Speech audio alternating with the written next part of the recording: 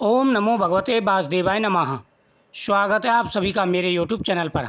आज मैं आपको वट सावित्री अमावस्या की कथा सुनाऊंगा। प्रतिवर्ष सुहागिन महिलाओं द्वारा ज्येष्ठ मास की अमावस्या को वट सावित्री व्रत रखा जाता है। कहा जाता है कि वट वृक्ष की जड़ों में ब्रह्मा, तने में भगवान विष्णु व डालियों व पत्तियों में भगवान शिव का निवास माना गया है। इस व्रत में महिलाएं वट वृक्ष की पूजा करती हैं। सती सावित्री की कथा सुनने व वाचन करने से सौभाग्यवती महिलाओं को अखंड सौभाग्य प्राप्ति की कामना पूरी होती है, वरदान प्राप्त होता है। इस दिन वट वृक्ष की पूजा की जाती है। वट वृक्ष के नीचे दीपक जला करके सुहाग का सामान रखा जाता है और वट वृक्ष के तने पर एक सफ़ेद धागा लपेटा जाता है। फिर सत्यवान सावित्री की कथा सुनी जाती है। प्रचलित वट सावित्री व्रत कथा के अनुसार प्राचीन समय की बात है। राजा अश्वपति की एक कन्या थी।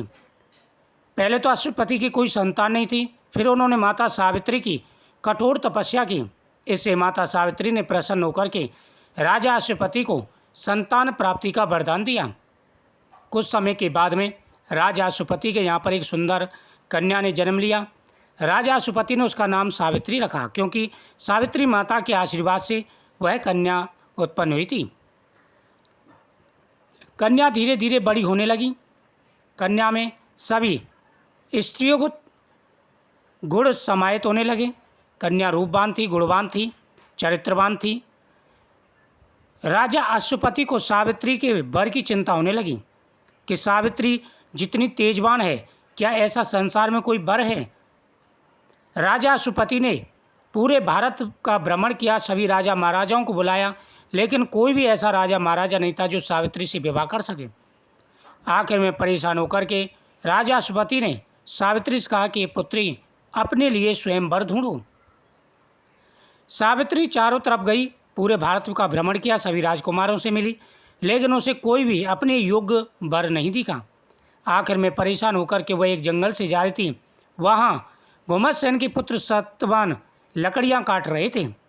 सावित्री की नज़र उस पर पड़ी, उसे अपने मन में पति मान लिया और आकर के अपने पिता को कहा।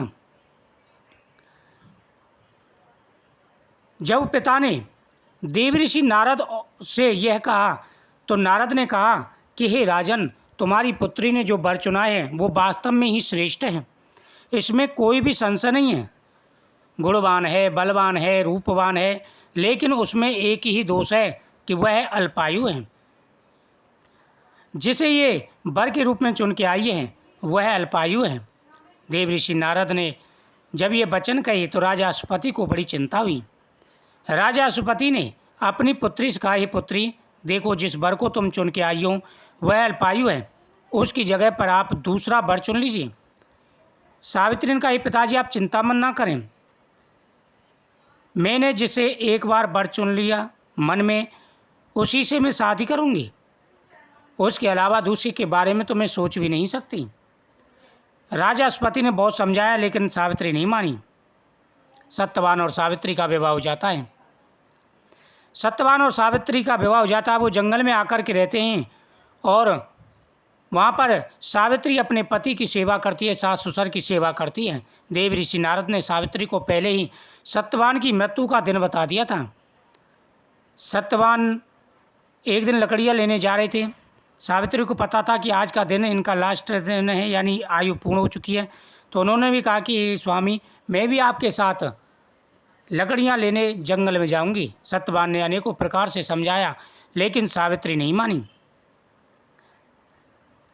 इस प्रकार से सत्यवान लकड़ियाँ काटने के लिए एक वृक्ष पर चढ़ा, तभी उसके सिर में अत्यंत पीड़ा होने लगी।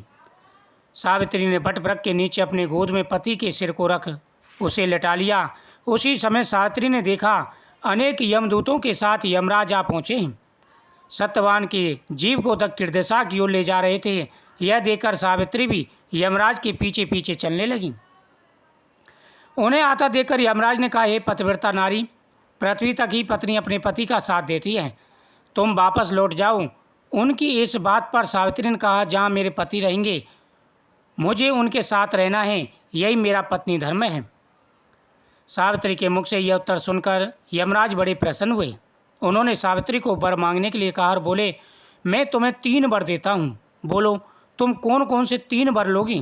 तब सावित्री ने कहा कि हे प्रभु, यदि आप मुझसे प्रसन्न हैं तो मुझे आप 3 वर के रूप में, पहले वर में सास ससुर की आंखें सही कर दीजिए, दूसरे वर में मेरे सास ससुर का खोया हुआ राज्य मुझे वापस मिल जाए। यमराज तथास्तु कह के आगे चल दिया। फिर सावित्री पीछे पीछे चलने लगी। यमराज बोले कि बेटी, मैंने तुम्हें 2 वरदान तो दे दिए, अब वापस चले जाओ। सावित्री ने कहा कि प्रभु, आपने 3 वरदान मांगने के लिए कहा था, मैं लास्ट वरदान और मांगती हूँ। सावित्री ने कहा कि मुझे 100 पुत्रों का वरदान दीजिए। यमराज ने कहा तथास्तु, और यमराज चल दिए।